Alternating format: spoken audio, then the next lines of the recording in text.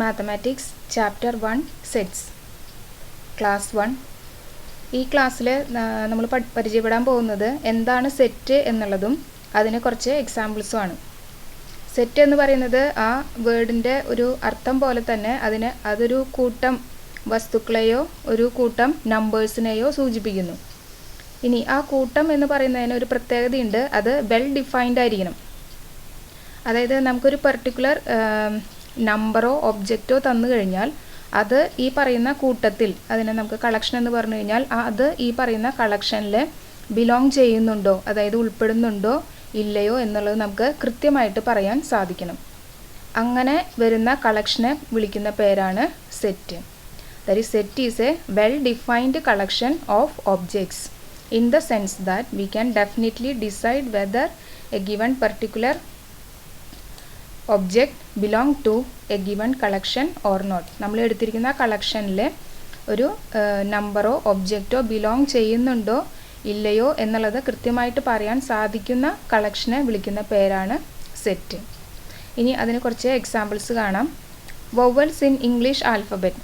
നമുക്കറിയാം ഇംഗ്ലീഷ് ആൽഫബറ്റിലെ വൊവൽസ് എന്ന് പറയുന്നത് A E I O U ആണ്. 5 ലെറ്റേഴ്സാണ് വൊവൽസിൽ വരിക. ഇനി നമുക്കൊരു പർട്ടിക്കുലർ ലെറ്റർ എടുക്കുകയാണ്, അതായത് ഒരു എക്സാമ്പിൾ ഡബ്ല്യു എടുത്തു. നമുക്കത് കൃത്യമായിട്ട് പറയാൻ സാധിക്കും ഡബ്ല്യു ഈ പറയുന്ന വൊവൽസിൽ, ഈ പറയുന്ന കളക്ഷനിൽ, വൊവൽസിൻ്റെ കളക്ഷനിൽ ബിലോങ് ചെയ്യുന്നില്ല എന്നുള്ളത് നമുക്ക് കൃത്യമായിട്ട് പറയാൻ സാധിക്കും. അപ്പോൾ ആ എടുത്തിരിക്കുന്ന കളക്ഷൻ എന്താണ്? വെൽ ഡിഫൈൻഡ് ആണ്. അങ്ങനെ വരുന്ന വെൽ ഡിഫൈൻഡ് കളക്ഷനെ പറയുന്ന പേരാണ് സെറ്റ്. സോ ഈ പറയുന്ന വൊവൽസ് ഇൻ ഇംഗ്ലീഷ് ആൽഫബറ്റ് എന്നുള്ള കളക്ഷൻ ഒരു സെറ്റാണ്. രണ്ടാമത്തെ എക്സാമ്പിൾ റിവേഴ്സ് ഓഫ് ഇന്ത്യ. അപ്പോൾ നമുക്കൊരു എക്സാമ്പിൾ, ഒരു റിവർ ഗംഗ എടുത്തു കഴിഞ്ഞാൽ നമുക്ക് പറയാൻ സാധിക്കും നമ്മൾ ഈ പറയുന്ന കളക്ഷനിൽ നമ്മൾ എടുത്തിരിക്കുന്ന കളക്ഷൻ ഏതാണ്? ഇന്ത്യയിലെ റിവേഴ്സ് അല്ലേ. അപ്പോൾ ഗംഗ എന്നുള്ളത് ഈ പറയുന്ന കളക്ഷനിൽ ഉൾപ്പെടുന്നു, ബിലോങ് ചെയ്യുന്നു. ഇനി വേറൊരു റിവർ നൈൽ എടുത്തു. അപ്പോൾ നമുക്ക് പറയാൻ സാധിക്കുന്നത് ഈ റിവർ നൈൽ എന്നത് ഈ കളക്ഷനിൽ ഉൾപ്പെടുന്നില്ല. അപ്പോൾ നമുക്ക് ഏത് റിവർ എടുത്താലും കൃത്യമായിട്ട് പറയാൻ സാധിക്കും നമ്മൾ ഈ എടുത്തിരിക്കുന്ന കളക്ഷനിൽ, അതായത് ഇന്ത്യയിലെ റിവേഴ്സിൻ്റെ കളക്ഷനാണ് ഈ എടുത്തിരിക്കുന്നത്, അതിൽ ബിലോങ് ചെയ്യുന്നുണ്ടോ ബിലോങ് ചെയ്യുന്നില്ലേ എന്നുള്ളത് നമുക്ക് കൃത്യമായിട്ട് പറയാൻ സാധിക്കും. അതുകൊണ്ട് ഈ എടുത്തിരിക്കുന്ന കളക്ഷൻ, അതായത് ഇന്ത്യയിലെ റിവേഴ്സ് എന്നുള്ള കളക്ഷൻ എന്താണ്? വെൽ ഡിഫൈൻഡ് ആണ്. സോ അത് ഒരു സെറ്റാണ്. So set of rivers of India അതൊരു എക്സാമ്പിളാണ്. ഇനി ഇതിനോടനുബന്ധിച്ച് നമുക്ക് കുറച്ച് കാര്യങ്ങൾ അറിയാനുള്ളത്, sets are usually denoted by capital letters. നമ്മളെപ്പോഴും സെറ്റിന് പേര് കൊടുക്കുന്നത് ക്യാപിറ്റൽ ലെറ്റേഴ്സ് ഉപയോഗിച്ചിട്ടാണ്. അതിന് നമുക്ക് ക്യാപിറ്റൽ എ എന്നോ capital B C X Y Z അങ്ങനെ ഇഷ്ടമുള്ള ക്യാപിറ്റൽ ലെറ്റർ ഉപയോഗിച്ചിട്ടാണ് ഒരു സെറ്റിനെ നമ്മൾ ഡിനോട്ട് ചെയ്യുക. ഇനി സെറ്റ് എന്നുള്ളതിൽ കുറച്ച് നമ്മൾ നേരത്തെ കണ്ടിട്ടുള്ള കുറച്ച് നമ്പേഴ്സിൻ്റെ കളക്ഷനാണ് ഇനി പരിചയപ്പെടാൻ പോകുന്നത്. അതിലാദ്യത്തേതാണ് സെറ്റ് ഓഫ് നാച്ചുറൽ നമ്പേഴ്സ്, അല്ലെങ്കിൽ കൗണ്ടിങ് നമ്പേഴ്സ് എന്ന് പറയും. നമ്മൾ എണ്ണൽ സംഖ്യകൾ എന്ന് പറഞ്ഞ് പഠിച്ചിട്ടുണ്ടാവും. 1 2 3 എക്സെട്ര എന്നുള്ളതാണ് എണ്ണൽ സംഖ്യകൾ അല്ലെങ്കിൽ നാച്ചുറൽ നമ്പേഴ്സ് എന്ന് പറയുന്നത്. അത് ഒരു സെറ്റാണ്, അത് വെൽ ഡിഫൈൻഡ് കളക്ഷനാണ് എന്ന് പറയാം. ഇപ്പോൾ ഒരു എക്സാമ്പിൾ -1, അത് ഈ കളക്ഷനിൽ ബിലോങ് ചെയ്യുന്നുണ്ടോ ബിലോങ് ചെയ്യുന്നില്ലേ എന്നുള്ളത് നമുക്ക് കൃത്യമായിട്ട് പറയാൻ സാധിക്കും. -1 എന്നുള്ളത് എന്താണ്? ഈ സെറ്റിൽ ബിലോങ് ചെയ്യുന്നില്ല. അതായത് നമുക്ക് ഏത് എലമെൻ്റ് അല്ലെങ്കിൽ ഏത് നമ്പർ പറഞ്ഞാലും അത് ഈ ഒരു കളക്ഷനിൽ വരുന്നുണ്ടോ വരുന്നില്ലേ എന്ന് പറയാൻ സാധിച്ചു കഴിഞ്ഞാൽ that collection is A set. അപ്പോൾ ഇത് നാച്ചുറൽ നമ്പേഴ്സിൻ്റെ കളക്ഷൻ എന്ന് പറയുന്നത് ഒരു സെറ്റാണ്. അതിന് നമ്മൾ, ഇതൊക്കെ സ്റ്റാൻഡേർഡ് സെറ്റ്സ് ആയതുകൊണ്ട് അതിന് നമ്മൾ ഒരു ബോൾഡ്നെസ് കൊടുക്കും. ക്യാപിറ്റൽ N എന്നുള്ളതാണ് സെറ്റ് ഓഫ് നാച്ചുറൽ നമ്പേഴ്സ് എന്നുള്ളത്. ഇനി നെക്സ്റ്റ് നമുക്ക് പഠിക്കാനുള്ളത് സെറ്റ് ഓഫ് ഓൾ ഇൻറ്റീജേഴ്സ്. നിങ്ങൾ പൂർണ്ണസംഖ്യകൾ എന്ന് പറഞ്ഞ് പഠിച്ചിട്ടുണ്ടാവും, അതാണ് സെറ്റ് ഓഫ് ഇൻറ്റീജേഴ്സ്. അപ്പോൾ അത് ഇത്രയും നമ്പേഴ്സാണ് വരെ. നമ്മൾ നെഗറ്റീവ് സൈഡിലേക്ക് പോവും, 0 പോസിറ്റീവ് സൈഡിൽ 1 2 3 എക്സെട്ര. അപ്പോൾ അതൊരു സെറ്റാണ്. ഇനി മൂന്നാമതായിട്ട് പരിചയപ്പെടാനുള്ളത് set of all rational numbers. നമ്മൾ ഭിന്നക സംഖ്യകൾ എന്ന് പറഞ്ഞ് പഠിച്ചിട്ടുണ്ടാവും, അതിനെ നമ്മൾ Q എന്നുള്ള ലെറ്റർ കൊണ്ടാണ് ഡിനോട്ട് ചെയ്യുക, set of all rational numbers. ഇനി എന്താണ് ഒരു റാഷണൽ നമ്പർ അല്ലെങ്കിൽ എന്താണ് ഒരു ഭിന്നക സംഖ്യ എന്ന് പറയുന്നത്? P/Q ഫോമിൽ എഴുതാൻ സാധിക്കുന്ന നമ്പേഴ്സിനെയാണ് നമ്മൾ റാഷണൽ നമ്പർ എന്ന് പറയാം. അപ്പോൾ ഒരു എക്സാമ്പിളാണ് 3/4. അതൊരു റാഷണൽ നമ്പറാണ്. അപ്പോൾ അങ്ങനെ വരുന്ന അല്ലെങ്കിൽ 5നെ p/q ഫോമിൽ എങ്ങനെ എഴുതാം? 5/1. അതിൽ പിയും ക്യൂവും ഇൻറ്റീജേഴ്സ് ആയിരിക്കണം എന്നുള്ളൊരു നിബന്ധന കൂടിയുണ്ട്. p/q ഫോമിൽ എഴുതണം. പിയും ക്യൂവും ഇൻറ്റീജർ ആയിരിക്കും. ഇൻറ്റീജേഴ്സ് എന്താണെന്നുള്ളത് നമ്മൾ ഇതിന് തൊട്ട് മുമ്പ് കണ്ടു. അപ്പോൾ 5 എന്നുള്ള ഒരു നമ്പർ അതൊരു ഇൻറ്റീജർ ആണെന്നുള്ളത് നമുക്കറിയാം. ഇനി അതൊരു റാഷണൽ നമ്പർ ആണോ? 5 എന്നുള്ളതിനെ 5/1 എന്ന് എഴുതി കഴിഞ്ഞാൽ അത് റാഷണൽ നമ്പർ ഫോമിലായി അല്ലേ? 5/1 എന്നുള്ളത് എഴുതാൻ p/q ഫോമിലായി. 5ഉം 1ഉം ഇൻറ്റീജേഴ്സാണ്. അങ്ങനെ നമുക്ക് p/q ഫോമിൽ എഴുതാൻ സാധിക്കുന്ന നമ്പേഴ്സിനെ വിളിക്കുന്ന പേരാണ് റാഷണൽ നമ്പേഴ്സ്. അങ്ങനെയുള്ള എല്ലാ നമ്പേഴ്സിൻ്റെയും സെറ്റിനെയാണ് q എന്നുള്ള ലെറ്റർ കൊണ്ട് നമ്മൾ ഡിനോട്ട് ചെയ്യുക. അപ്പോൾ അതാണ്. ഇനി അടുത്തതായിട്ട് set of all irrational numbers. Irrational number എന്ന് പറഞ്ഞു കഴിഞ്ഞാൽ റാഷണൽ നമ്പർ അല്ലാത്ത നമ്പേഴ്സിനെ പറയുന്നതാണ് ഇറാഷണൽ നമ്പേഴ്സ്. ഇനി അതിന് എക്സാമ്പിൾ അല്ലെങ്കിൽ അങ്ങനത്തെ നമ്പേഴ്സാണ് √2 എന്നുള്ളതിന് അതൊരു റാഷണൽ നമ്പർ അല്ല. കാരണം എന്താണ്? √2/1 എന്നുള്ള തരത്തിൽ നമുക്ക് എഴുതാം. പക്ഷെ അതിൽ √2 എന്നുള്ളത് എന്തല്ല? ഇൻറ്റീജർ അല്ല. p/q ഫോമിൽ എഴുതണം. പിയും ക്യൂവും ഇൻറ്റീജേഴ്സ് ആയിരിക്കണം. അപ്പോൾ അതുകൊണ്ട് തന്നെ ഈ √2 എന്നുള്ളത് എന്തല്ല? റാഷണൽ നമ്പർ അല്ല. അതുകൊണ്ട് അത് ഇറാഷണൽ നമ്പർ ആണ്. അപ്പോൾ അതിനൊരു എക്സാമ്പിളാണ് √2 അല്ലെങ്കിൽ √3, √5. അതൊക്കെ എന്താണ്? ഇറാഷണൽ നമ്പേഴ്സ് ആണ്. ഇനി അതിനടുത്തതാണ് set of all real numbers. ഇതാണ് ക്യാപിറ്റൽ R കൊണ്ടാണ് നമ്മളതിനെ ഡിനോട്ട് ചെയ്യുക. ഏത് ടൈപ്പ് നമ്പറും നമുക്ക് പറയാവുന്ന പേരാണ് റിയൽ നമ്പർ. അത് നേരത്തെ പറഞ്ഞ പോലെ നാച്ചുറൽ നമ്പർ ആവാം, ഇൻറ്റീജർ ആവാം. ഏത് ടൈപ്പ് നമ്പറിനെയും നമ്മൾ റിയൽ നമ്പർ എന്നാണ് പറയുക. അങ്ങനെ എല്ലാ ടൈപ്പ് നമ്പേഴ്സും കണ്ടെയ്ൻ ചെയ്യുന്ന ബിഗ് സെറ്റാണ് ഈ പറയുന്ന set of all real numbers എന്ന് പറയുന്ന സെറ്റ്. ക്യാപിറ്റൽ R കൊണ്ടാണ് നമ്മളതിനെ ഡിനോട്ട് ചെയ്യുക. ഇനി അടുത്തത് സെഡ് എന്താണെന്നുള്ളത് നമ്മൾ നേരത്തെ കണ്ടു. Set of all integers.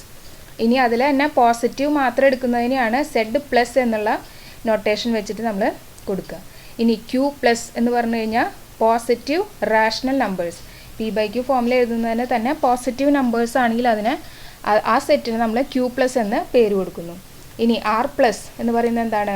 എല്ലാ പോസിറ്റീവ് റിയൽ നമ്പേഴ്സും. ഇനി അടുത്തതാണ് set of all prime numbers. അപ്പോൾ പ്രൈം നമ്പർ എന്താണെന്നുള്ളത് നമ്മൾ നേരത്തെ പഠിച്ചിട്ടുള്ളതാണ്. അഭാജ്യസംഖ്യ. പ്രൈം നമ്പർ എന്ന് പറയുന്നത് അതിൻ്റെ ഘടകങ്ങൾ ഫാക്ടേഴ്സ് എന്ന് പറയുന്നത് ആ നമ്പറും കൂടാതെ 1ഉം മാത്രമേ അതിൻ്റെ ഫാക്ടേഴ്സായിട്ട് വരുന്നുള്ളൂ. അങ്ങനത്തെ നമ്പേഴ്സിനെ നമ്മൾ പറയുന്ന പേരാണ് പ്രൈം നമ്പർ. ഇപ്പോൾ ഒരു എക്സാമ്പിൾ 2 എന്ന് പറയുന്നത് അതിൻ്റെ ഘടകങ്ങൾ ഏതൊക്കെയാണ്? 1ഉം 2ഉം മാത്രമാണ് അതിൻ്റെ ഘടകങ്ങൾ അല്ലെങ്കിൽ ഫാക്ടേഴ്സ്. കാരണം 1 × 2 ചെയ്താൽ മാത്രമാണ് 2 ആൻസർ കിട്ടുള്ളൂ.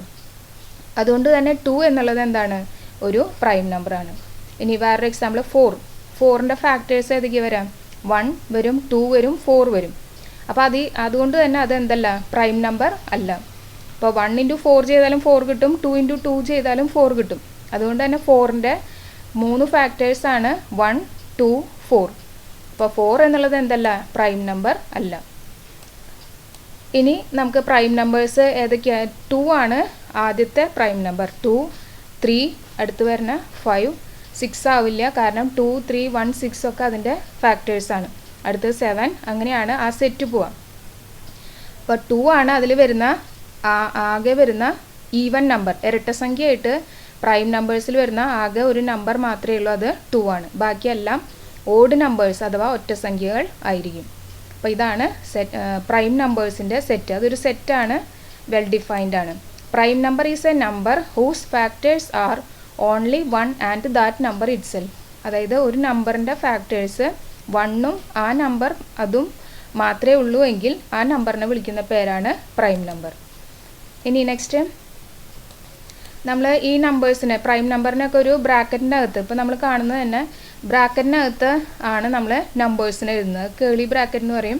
ഈ ബ്രാക്കറ്റാണ് നമ്മൾ സെറ്റിന് വേണ്ടി ഉപയോഗിക്കുന്നത്. അപ്പം ഏതൊക്കെ നമ്പേഴ്സാണ് അല്ലെങ്കിൽ ഏതൊക്കെ ഈ സെറ്റിൻ്റെ അകത്തുള്ള നമ്പേഴ്സിനെ വിളിക്കുന്ന പേരാണ് എലമെൻറ്റ്സ് അല്ലെങ്കിൽ മെമ്പേഴ്സ് എന്നൊക്കെ പറയാം. അതിനെ നമ്മൾ ഈ ബ്രാക്കറ്റ് ഉപയോഗിച്ചിട്ടാണ് ഒരു സെറ്റിനെ എക്സ്പ്രസ് ചെയ്യാം. അതുപോലെ അതിൻ്റെ സെറ്റിനകത്തുള്ള നമ്പേഴ്സിനെ ഒരു കോമ വെച്ചിട്ട് സെപ്പറേറ്റ് ചെയ്യുന്നു. ഇനി അതിനൊരു ക്വസ്റ്റ്യൻ കാണാം. Write a set of prime numbers between 10 and 20. 10നും 20നും ഇടയ്ക്ക് വരുന്ന എല്ലാ പ്രൈം നമ്പേഴ്സിൻ്റെയും സെറ്റ് എഴുതുക. അപ്പോൾ നമുക്കറിയാം 10 ഇടയ്ക്ക് 10നും 20നും ഇടയ്ക്ക് എന്ന് പറഞ്ഞാൽ 11 നോക്കുക. 11 പ്രൈം നമ്പറാണ്. കാരണം 1 × 11 ചെയ്താൽ മാത്രമാണ് എത്ര കിട്ടുക? 11 കിട്ടുക. അപ്പോൾ 11 ഒരു പ്രൈം നമ്പറാണ്. 12 പ്രൈം നമ്പർ അല്ല. കാരണം 1, 2, 6 പിന്നെ 12 പിന്നെ 4, 3 ഇതൊക്കെ 12ൻ്റെ ഫാക്ടേഴ്സ് വരും. അതുകൊണ്ട് 12 പ്രൈം നമ്പർ അല്ല. അടുത്തത് 13. 1 × 13 മാത്രമാണ് 13. അതായത് ഫാക്ടേഴ്സ് 1ഉം 13ഉം മാത്രം. അതുകൊണ്ട് 13 പ്രൈം നമ്പറാണ്. ഇനി 14 ആണോ? അല്ല. 2 × 7 ചെയ്താലും 14 കിട്ടും. 1 × 14 ചെയ്താലും 14 കിട്ടും. അതുകൊണ്ട് 14 ഒരു പ്രൈം നമ്പർ അല്ല. 15 അല്ല. 1 × 15 ചെയ്താൽ കിട്ടും. 3 × 5 ചെയ്താലും 15 കിട്ടും. അപ്പോൾ ഫാക്ടേഴ്സ് 3ഉം 5ഉം ഒക്കെ ഫാക്ടേഴ്സായിട്ട് വരുന്നുണ്ട്. അതുകൊണ്ട് 15 പ്രൈം നമ്പർ അല്ല. ഇനി 16 പ്രൈം നമ്പർ അല്ല. കാരണം 1 × 16 ചെയ്താലും കിട്ടും. 2 × 8 ചെയ്താൽ 16 കിട്ടും. 4 × 4 ചെയ്താൽ 16 കിട്ടും. അപ്പോൾ 1ഉം 16ഉം അല്ലാതെ തന്നെ അതിന് ഫാക്ടേഴ്സ് ഉണ്ട്. സോ 16 പ്രൈം നമ്പർ അല്ല. നെക്സ്റ്റ് വരുന്നത് 17. 1 × 17 ചെയ്താൽ മാത്രമാണ് 17 കിട്ടുക. അതുകൊണ്ട് 17 ഒരു പ്രൈം നമ്പറാണ്. ഇനി 18 പ്രൈം നമ്പർ ആണോ? അല്ല. 1 × 18 മാത്രമല്ല. 2 × 9 ചെയ്താലും 18 കിട്ടും. സോ 18 പ്രൈം നമ്പർ അല്ല. നെക്സ്റ്റ് വരുന്നത് 19. 1 × 19 മാത്രമാണ് 19 കിട്ടുക. സോ ഇതൊക്കെയാണ് 10നും 20നും ഇടയിൽ വരുന്ന പ്രൈം നമ്പേഴ്സ്. ഇനി അതിനെ കോമ വെച്ച് സെപ്പറേറ്റ് ചെയ്ത് ഈ ബ്രാക്കറ്റ് യൂസ് ചെയ്ത് എക്സ്പ്രസ് ചെയ്ത് കഴിഞ്ഞാൽ അതാണ് നമുക്ക് ചോദിച്ചിരിക്കുന്ന സെറ്റ്. അതിന് നമുക്കൊരു പേര് കൊടുക്കാം. Capital A. ക്യാപിറ്റൽ എന്നോ ക്യാപിറ്റൽ ബി എന്നോ ഇഷ്ടമുള്ള പേര് കൊടുക്കാം. ക്യാപിറ്റൽ ലെറ്റേഴ്സിലാണ് നമ്മൾ ഒരു സെറ്റിന് പേര് കൊടുക്കുക. ഇനി അടുത്തൊരു ചോദ്യം. Write set of all vowels. നമ്മൾ നേരത്തെ പറഞ്ഞതാണ് AEIOU എന്നുള്ളതാണ് ഇംഗ്ലീഷ് ആൽഫബറ്റിലെ വോവൽസ് വരുന്നത്. ആ 5 ലെറ്റേഴ്സിനെ കോമ വെച്ച് സെപ്പറേറ്റ് ചെയ്തു. ഈ ബ്രാക്കറ്റ് ഉപയോഗിച്ചിട്ട് വേണം അതിനെ സെറ്റായിട്ട് എക്സ്പ്രസ് ചെയ്യാൻ. അതിനൊരു പേര് കൊടുത്തു. ക്യാപിറ്റൽ A = ഇതിനെ വായിക്കുക സെറ്റ് AEIOU. ഇനി അടുത്തൊരു ചോദ്യം. Write set of odd natural numbers less than 10. അതായത് 10ലും താഴെ വരുന്ന ഓഡ് പറഞ്ഞാൽ ഒറ്റ സംഖ്യ നാച്ചുറൽ നമ്പേഴ്സ് എഴുതാൻ. 10നും താഴെ വരുന്ന ഓഡ് നാച്ചുറൽ നമ്പേഴ്സ് എഴുതാൻ പറഞ്ഞാൽ ഏതൊക്കെ വരും? 1, 3, 5, 7, 9. അപ്പോൾ ഇവരെ കോമ വെച്ച് സെപ്പറേറ്റ് ചെയ്യുക. ഈ ബ്രാക്കറ്റ് ഉപയോഗിച്ച് എഴുതി കഴിഞ്ഞാൽ അതാണ് നമുക്ക് ചോദിച്ചിരിക്കുന്ന സെറ്റ്. അതിന് ഇവിടെ ബി എന്ന് പേര് കൊടുത്തിരിക്കുന്നു. ക്യാപിറ്റൽ ലെറ്ററിലാവണം മാത്രമേ ഉള്ളൂ. ഇനി നമ്മൾ ഇങ്ങനെ നമ്പേഴ്സിനെ കോമ വെച്ച് സെപ്പറേറ്റ് ചെയ്ത് ഈ ബ്രാക്കറ്റ് ഉപയോഗിച്ച് എക്സ്പ്രസ് ചെയ്ത് കഴിഞ്ഞാൽ ആ ഒരു മെത്തേഡിൽ സെറ്റിനെ എക്സ്പ്രസ് ചെയ്യുന്ന ആ ഒരു രീതിക്ക് വിളിക്കുന്ന പേരാണ് റോസ്റ്റർ മെത്തേഡ്. നമുക്കിനി സെറ്റിനെ എക്സ്പ്രസ് ചെയ്യുന്ന 2 മെത്തേഡ് ഉണ്ട്. അതിലൊന്നാണ് ഈ പറയുന്ന റോസ്റ്റർ മെത്തേഡ്. അപ്പോൾ അതിനൊരു ഹോംവർക്ക് ഉണ്ട്. Write set of factors of 15 in roster form. അതായത് റോസ്റ്റർ ഫോമിൽ എഴുതുക. റോസ്റ്റർ ഫോമിൽ എഴുതുക എന്ന് പറഞ്ഞാൽ ഈ ബ്രാക്കറ്റ് ഉപയോഗിക്കുക. സെറ്റിന് ഉപയോഗിക്കുന്ന ബ്രാക്കറ്റ് ഇതാണ്. അതിൽ കിട്ടുന്ന നമ്പേഴ്സിനെ എങ്ങനെ കോമ വെച്ച് സെപ്പറേറ്റ് ചെയ്യുക. അതിനെയാണ് നമ്മൾ റോസ്റ്റർ ഫോം എന്ന് പറയുക. ഇനി എഴുതേണ്ടത് എന്താണ്? സെറ്റ് ഓഫ് ഫാക്ടേഴ്സ് പറഞ്ഞ ഘടകങ്ങൾ ഓഫ് 15. അപ്പോൾ 15ൻ്റെ ഫാക്ടേഴ്സ് എഴുതാം.